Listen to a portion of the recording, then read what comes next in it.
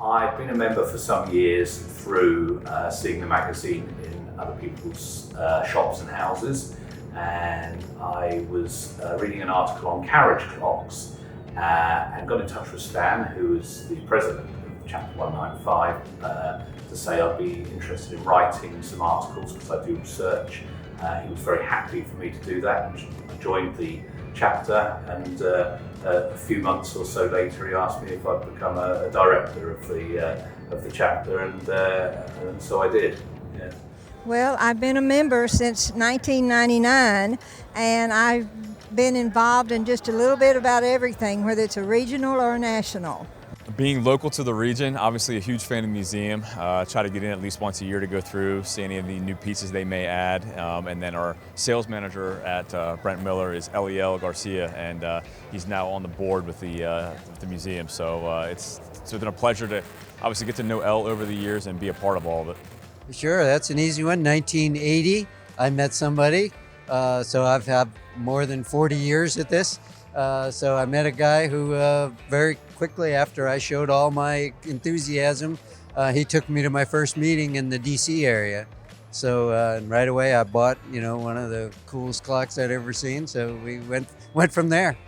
Well, I've been a member of organisations, the AHS in particular, since I started in England, and was aware fairly early on, I guess, of NAWCC. And just through the forum online, kind of met people. I also know Rory going back some years, who's currently the chairman or president, or I'm not sure which. So some contacts through there.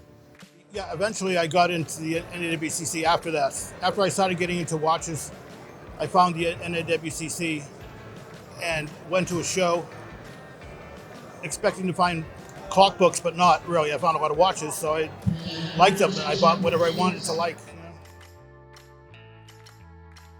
I've come from a family of antique dealers. My grandfather was a silver dealer. My father was a paintings and furniture dealer.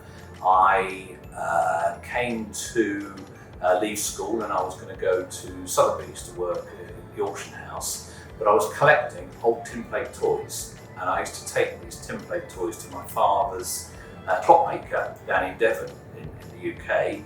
And when I was going to leave school, I told this chap I was going to Sotheby's. He said, "You don't want to do that. Come and learn how to be a clockmaker, and you'll always have a job." So I went to him and did a 3-year apprenticeship, but unfortunately realised that actually I wasn't very good at clock restoration, and just started dealing, buying and selling using my parents' shop, and just the interest in clocks grew and grew and grew. Well, when I started to retire, I decided I needed a hobby, and so my husband said, "What are we going to do?" And I said, "We're going to collect clocks." So we've been collecting clocks. Oh, great question, I guess. About 15 years ago, give or take. I think it was like 2006, 2007. I've always liked watches, and just started learning more about watches, finding more about watches, and sure enough, if you told me I'd be working and selling watches professionally 15 years ago, I would have told you you're crazy. No, but I like mechanical stuff. I was, at that time, I was fixing sports cars, kind of as a hobby, but, that's a lot dirtier, and I got tired of lying on the cold cement floor of the garage, so right away, this was way better. Through chance, really. I came from an engineering background and then was out of work for a while and just got introduced to straight into working on antique watches, really through a family friend. I was doing rare books, and I met this watch and clock guy, and he asked me if I could get him certain watch and clock books. So I got him some, and then eventually I started reading about the clocks and the watches, liking them, and started collecting watches instead of rare books, or an edition. I like all sorts of clocks. I love bracket clocks, wall clocks, but I have started to take a real interest in carriage clocks, or the interest started maybe 8 or 10 years ago, because I held an exhibition of carriage clocks by Henri Jacquot and realised a lot of the research was wrong that was written about him in the reference books. And so I started doing my own research, realised I'd have to do the same with the other great carriage clockmaker, Alfred Drocourt, and started buying the clocks to go with the research, and hence it became became a bit of an obsession, and that's how I really got to specialise just in carriage clocks.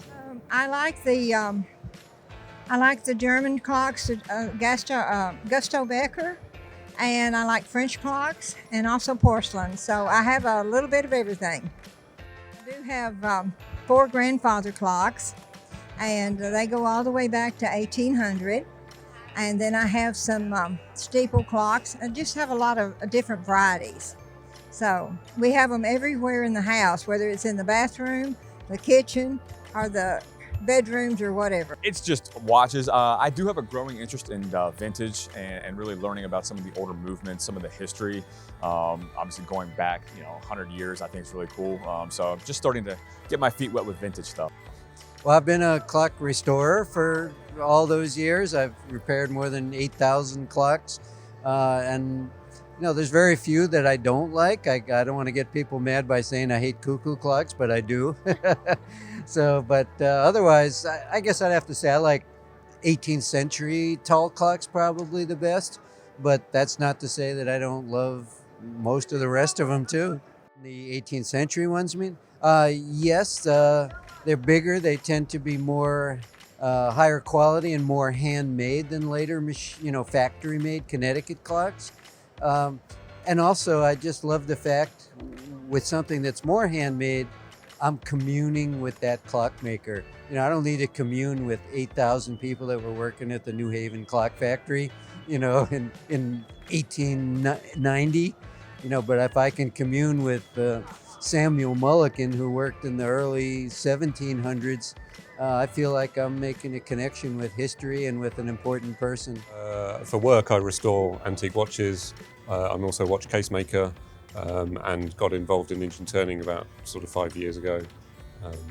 So I kind of cover all watches really, from pocket watches, 17th century up to 20th century. Well, I like sport chronos and sport watches, including Rolex, Submariners, GMTs, and Longines chronograph. I like Art Deco 20s fancy gold watch cases. I like military watches, World War I, World War II, and up until, Vietnam era and a little bit beyond. So I pretty much anything that's watch related that has a soul or personality, I like it. I usually tell people that a watch can be ugly or beautiful, but it can't be boring, and you can sell it.